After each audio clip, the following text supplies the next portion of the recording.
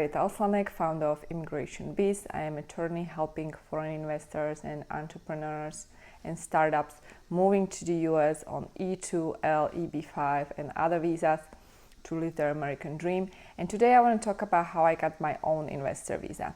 I'm originally from Slovakia, and a couple of years ago I graduated a law school in this country, and I became a licensed attorney. At that point, I started my law firm, and the best way for me to be able to live here was to sponsor myself. And I decided to sponsor myself on E2 visa, and that's how I actually became legal in this country.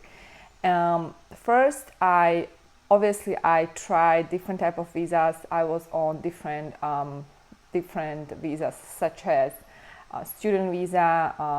I applied for H-1B through sponsorship, through US employer. And after I started my own business, I left and I opened affiliates in different countries. And after I accumulated substantial amount of capital that I invested into my law firm, I came back. So if you are an investor or startup and you're thinking to move to the US, first what you need to do is to start your company. And you can incorporate overseas, from overseas. You don't have to necessarily be present in the US.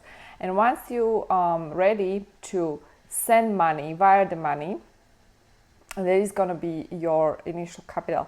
You can be in a process of investing, meaning you don't have to invest the whole entire investment.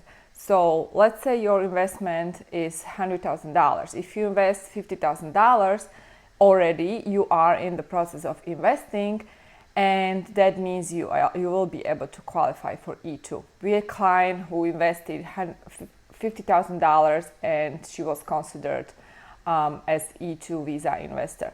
And I just want to clarify that this definition of substantial amount of capital means it has to be substantial in a relationship to the business model. Obviously, if you are, for example, small business owner, aromatherapist, for example, who is starting your own shop, then 50,000 might be enough. But if you are buying a restaurant, then 50,000 might not be sufficient amount of investment, and in that case, it would not be you would not be qualified. So think about it in terms of what is the total amount of investment. In that case, it must be substantial.